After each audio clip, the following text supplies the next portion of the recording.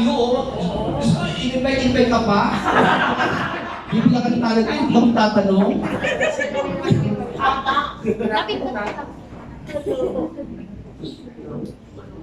Ayan, ayaw sa inyo. Digit ka ba? Ayan. So, good afternoon, Matthew. My name is Arvin, the TV News Portal. So, my first question is that, can you tell us what's your reason na sumali ka dito sa Mr. International Philippines? Thank you for the question, Arvin. So the reason why I joined Mr. International was because I believe that it's one of the biggest stages here in the Philippines.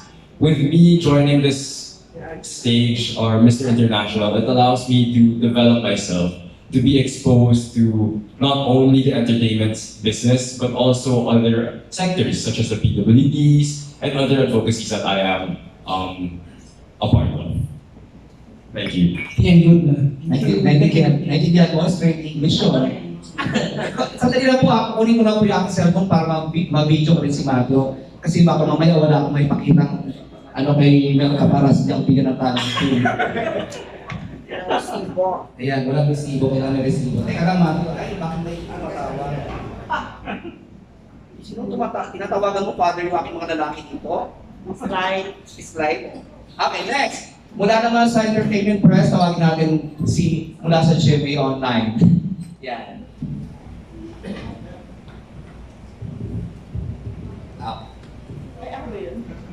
Ayaw mo sa GMA? Nakasama sa WIC. Hi Matthew, ito ba yung first time mong sumali sa pageant talaga? Yes. Pero plano talaga sumali? So actually, the way this happened was my family and friends just suddenly convinced me to go. And I was like, why not try it? It's a good opportunity, good exposure. And so I jumped out of my comfort zone and auditioned. And luckily enough, I got chosen as the representative of Marikina City. Yeah. So far, paano ka nag-prepare for the pageant night? Yeah, so preparing for the pageant is quite tough. You know, it's a big lifestyle change from one part being a student, being active in my organizations. So I have to balance things out. I had to change my schedules to accommodate for the pageant. So that's one part. And the other part would be my diet and gym. So going to the gym, eating healthy so that I can have the best physique. And not only that, I try to also read up on the current events and see what places that I can help out in. Yeah. So you mentioned nag-aaral ka pa rin. May ano kung ano yung background ng education? Yeah. All right. So I'm a high school graduate from Xavier School San Juan. Then now I'm currently a student in the Ateneo de Manila University taking up management engineering. Siguro last na lang muna sa akin. Kasi usually yung mga sumasali ng pageant, parang people think na it's their way para pumasok sa showbiz. May plan ka rin ba? Well, for showbiz, I'm not closing any doors.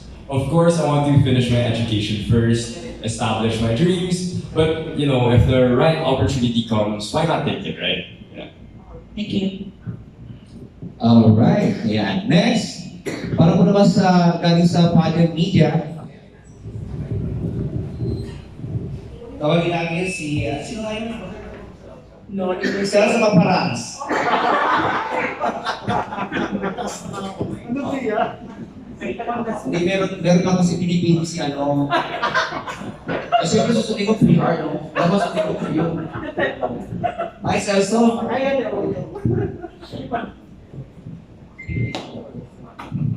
Hi, Mathew. I have two pageant questions.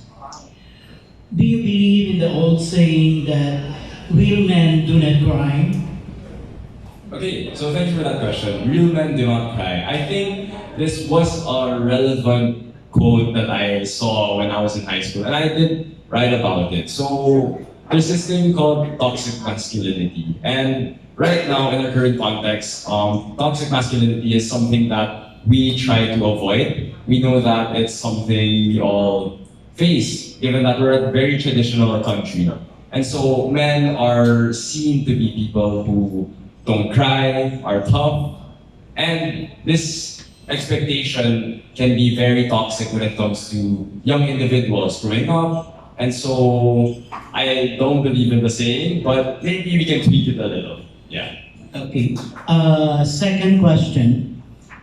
There is a debate or argument in the social media that children must support their parents once they land a job or have a business or in earning capacity.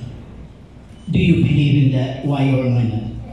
Okay, so there are two factors to why that is, right? So number one, it's a filial piety, right? So we want to help our parents, and since they supported us in our childhood, we want to support them back. And the other aspect to it is, a lot of people tend to think that if you support your parents, if you support your elderly, then that would be extra gastos, diba? It's true. But eventually, we have to understand that us Filipinos, we grow up to be people of character. And people of character care for their family. And so, this would mean that we have to take care of our family, and whether it be a little bit of a sacrifice, it's something that we have to try and take. Congratulations, you passed the Q&A with flying colors. Thank you so much. Alam mo, madadali ka ng tunnel pinis. Hello? Okay, next. Showbiz na. Alam mo, hindi, showbiz muna tayo. But before I call somebody to ask, English so bro. May tanong na ako, personal question lang. Ano nalaman ng mga nasa likod sa event mo ngayon? Well, actually, I am very happy that they're here. So, the people at the back, as you can see, are PWDs. And one thing I want to mention is that they actually came home from Cambodia to represent representing the Philippines in the SEA Games, Paralympic Games, right? And so, they came home, and we are very, very proud to see that they are gold, silver, and bronze medalists for Philippine Para Chess Team. Let's give them a round of applause, please. Ayan, so ano kailangan mo sa kanila? So, actually, as of now, I am one of the ambassadors for the NCDA. It's part of my advocacy, and one of the main reasons why I'm joining the pageant, because I want to share the spotlight with them, and given this opportunity like this press one, I wanted to invite them here so that they can have the opportunity to be given the spotlight, so that they can brag about their win. Because representing the country in an international scene is a feat in itself, and being a PWD another. So I am very, very proud of the PWDs at the back. Alright, thank you. Okay, next, nasa entertainment media, huwag natin tatanungin si Roldan, kasi pag nagtanong, dagdag pa yan. Magdadagdag kung mabubuo yung 10K. Si Romel na lang, Romel! Hi Mathew, kasi napansin lang namin dito. Kailangan ng microphone mo talaga. Joking mo. Puso mukha ko, hindi Go ahead. Chelsea kasi. Kasi napansin namin dito, ganda-ganda ng boss mo, no? Parang gusto mo na ba maging newscaster balang araw? Well, actually, Ang ganda ng boss, parang sila Luis Manzano. wow, Arjo thank you so much. Ataybe. I'll take that as a compliment. So yes, I do plan on being a host someday. I've done some hosting gigs, and I think newscasting would be the final level. So maybe I'll do some hosting gigs now. Then eventually, newscasting is something that I can look forward into the future. But for now, let's focus on Mr. International. Ayan. Kasi di ba napatit ko si Arjo Ataybe? May Mendoza ba sa buhay mo ngayon? May jowa ka ba ngayon? As of now, wala po. Single and ready to mingle. So ano ba yung hinahanap mong quality sa isang babae? Sorry po. Anong quality sa hinahanap mo sa isang babae? Actually po, sa babae po, ang kailangan lang po talaga ay puso at character. Yung ibang babae ba walang puso? Pero ikaw ba sa tingin mo, gwapo ka ba talaga para manalo ka dito sa pageant na sasalihan mo? Ikaw, malakas ba yung confidence mo sa sarili mo, kumpiyansa mo sa sarili mo? Kasi kami gwapong-gwapo sa'yo, matagad ka pa, maputi, makinis, flawless, malaking katawan. Dagdag 500. Para sa akin, daksa. Well, yes, I am very confident. I'm very confident on being guapo, pogi, and I know that I have the brains and what it takes to bring home a title from Mr. International. Yes. Thank you and congratulations. Good luck. Thank you so much. Alright, next, si Peter. As in, yung microphone. Hi, Mathew. Good afternoon. I'm Peter from Critical Idea Philippines. My question is related to Attorney Don's question. This is regarding your advocacy on PWDs. Why are you so close, or why does it your advocacy is regarding PWDs? And second, what do you want to change regarding our PWDs? Okay, so thank you for that question, Peter. The PWDs are a sector that I hold very close to my heart.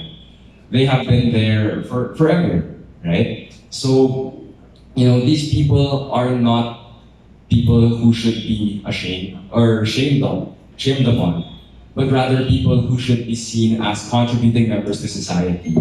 And with the people at the back, they prove to be people who can be contributing members to society. However, society dictates as of now that they are different. However, now we have to see them as equals. And I want to use this stage as a medium to So I want to use the stage as a medium to emphasize that they are people too. We should not hate and we should not segregate. Because segregation is really one of the issues when it comes to communities.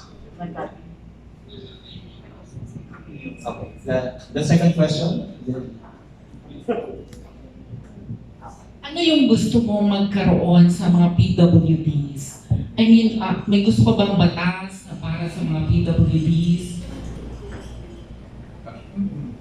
Yes. So for the PWDs, what I really want for them is, because society now really sets normal person and PWDs. It's something that is looked upon normally, but now we have to change that. We have to change the perception of PWDs because they are people too, right? And so when it comes to normal daily life, we have to see them as normal people, simply differently abled people.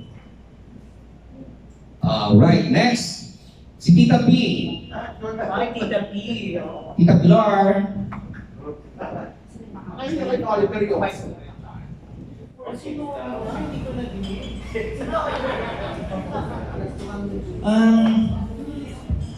Nung nagkaroon ka na ng decision to join this pageant, meron ka bang idea kung yung nanalo kasi na if ever ikaw mananalo, yung magpuputong ng crown mo is the son of Patricia Javier. Ano yung mga nakuha mong para mga inspiration sa kanya? Okay, so the son of Patricia Javier, thank you, Tita. Robert, yes. Yes, Robert. Yeah, so I was fortunate enough to meet Robert, I think once or twice. So I've seen him play football, and I think for me, I'm a football enthusiast, so I think it's something we connect with. And yeah, I think for me, it's an opportunity for me to network with him and get to talk to him and get some advice. And being a co-footballer and being Filipino as well, him passing the crown, to me, if I do win it, is something that I will look forward to. Paano ka naman sinusuportahan ng parents mo? Kasi kay Robert din, super support din yung mga parents niya sa kanya. Hanggang Bangkok, Thailand. Yes po. So, my parents are very private people. Right? Me, myself, was a private person too. However, this pageant made us be a little bit, go out of our zone and just be on the spotlight, right? And so my parents are working tirelessly behind the scenes, funding my clothes and supporting me with my aspirations to become a model, right? So they fund for my gym, etc. And I'm very, very thankful for that. Meron ka bang mga idea ngayon about show business in the future pwede mong pasukan, di ba? Mahilig ka rin ba sa movies? Or meron ka bang mga idols? Like, halimbawa, mahilig ka ba sa mga Korean something? Mga movies, music? Tell us something about yourself din tungkol sa mga bagay na ganyan. So, in regards to the entertainment industry, I am very fond of it. So, growing up, I'd always turn on my TV Plus, tapos I'll just watch whatever's on the screen. So, I'm very, very happy to be given the opportunity to try to go to that industry, right?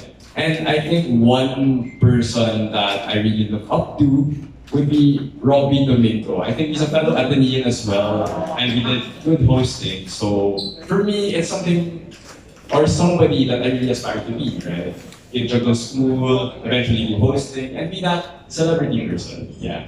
Okay, thank you. Pwede kang sumunod sa iyo pa. Last two questions na lang tayo, no? Nakauna kasi kay Noli Perioso. Noli Perioso muna. Pero before Noli, no, I just wanna ask, you have a very good speaking voice, no? You also have a good singing voice?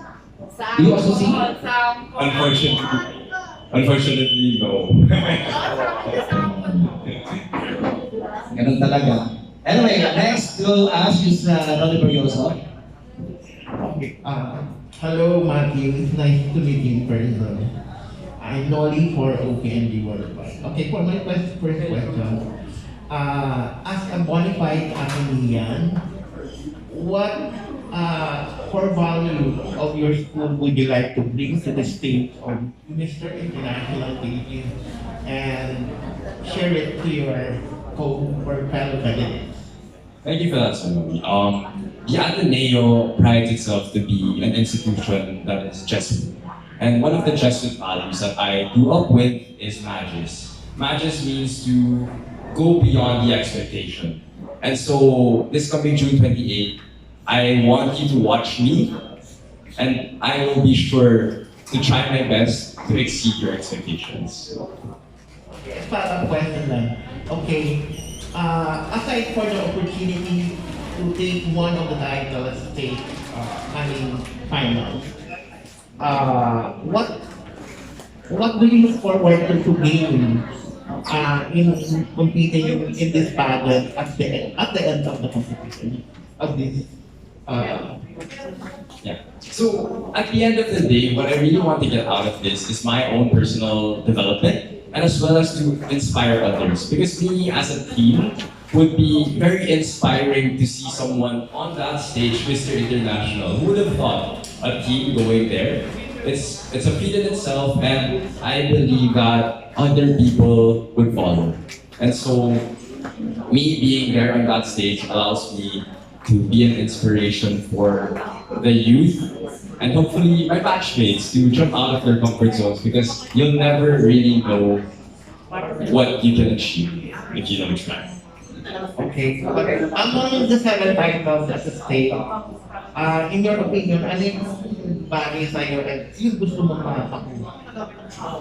Of course, as much as possible, we do want to get Mr. International. However, we have to be realistic, right? And so there are 7 titles as of this moment, and I do believe that I am the most fitting to try and fight for the Mr. Team International. Thank you and best of luck. Okay, and ngayon ako, ang galing-galing no, very spontaneous aside from Robert Culture. Talaga nakakahanga ka pag sumagot ko sa mga questions, no? Mel, plus 200 ako Last to ask is si Miss Rose Garcia. Ay, asan yan ba?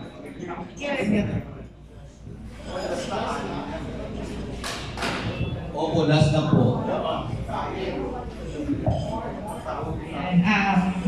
Hi, Mark. Mathew. Can you please tell us more about yourself? I mean, introduce yourself to us more than what will you like. You're studying in Ateneo, but more than that, what else we can know about you? Okay, thank you for that, Miss Rose. Actually, I am a person who is a football enthusiast, sport enthusiast, right? I do support an active lifestyle. And apart from that, one of my dreams is to be a business consultant someday. Right now, I'm studying in management engineering, and I believe that it's a platform for me to develop my skills, to be able to optimize things, right? That course allows me to get a lot of opportunities to meet the right people in the corporate world, and meeting these people has allowed me to become who I am today. Very vocal, charming, and I'm very confident on who I am. And there's a lot of organizations that I want to help, like the PWDs, ISEC, and more. Next, I said earlier na baka pumasok ka sa showbiz. Pero the way you talk, parang nakikita ko, hindi kayo papasok ka rin sa politika. You have plans? Well, as of now, politics is somewhere quite far. I will admit I was really into law before going to college, but then eventually, when I got into management engineering, I saw that maybe the corporate path is one that I should take. But should the opportunity come that I go into politics, of course I will pursue my initial want to go into law again. Yeah. My last question. Paano, I think you're an ambassador for National PWD, am I right? Yeah. So, paano ka napasok dito? Paano ka nakuhang ambassador? And I think they'll be part of Independence Day celebration. Kasama ka rin ba dito? Ano magiging participation mo? Yes. So, luckily enough, the NCDA actually invited me to become one of their ambassadors because I went up there a few times and I shared that I want to share their advocacy, to share what NCDA is all about, given that I am in one of the biggest stages in the Philippines, right? And so, in return, they asked me to be one of their ambassadors. And for me, it's an opportunity to share it to the world. And this coming Independence Day, as we all know, the Philippine Para Chess team actually won gold, right? And so they will be honored and inaugurated in the Independence Day. So I will be accompanying them just so that we can lift up the pride of that we won gold. We won gold as PWDs of the Philippines. Okay. Last. Of course, it's a very good advocacy, no? Pero curious lang ako. On a personal side, meron ka bang mga experience or mga nakasama kaya na somehow also PWD, kaya nandyan yung parang heart mo? Well, yes, actually. So when it comes to PWDs, I've seen a lot of them as I grow up, right? On the daily basis. We have the PWD lines in our fast food chains, etc., etc. But, I noticed that some people really don't care about them. And so I wanted to emphasize that they are people too. And, online, there's a lot of hate that goes to them. People making fun of how they are, just because they look different or sound different, right? That shouldn't be the case. And I took it to heart when I saw, let's say, a TikTok, right? And it's really something that I am ashamed to see. So using the spotlight, I want to share it to them, emphasize that they are people with feelings. Okay. Thank you, Mathew, and good luck, of course. Okay, meron tayong last na talaga. Tawagin natin si Pao. Get the microphone. Thank you. Thank you, Ms. Rose. Si Pao, ating talker. Sige, Pao. Medyo malayo sa akin. Ayan.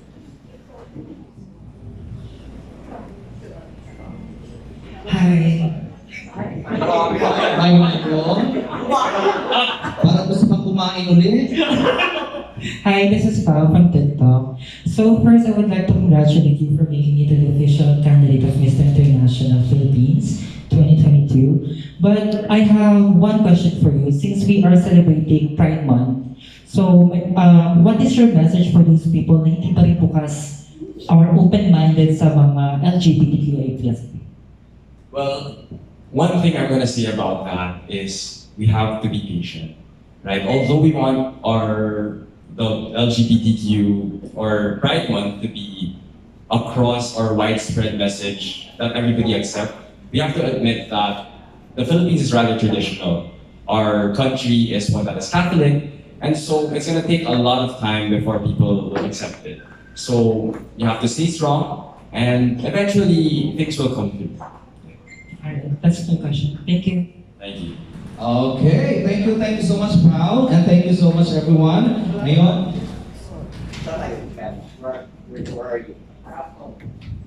okay, alright. Tawagin natin mga kaibigan, no? Tawagin po natin ang parents po naman ng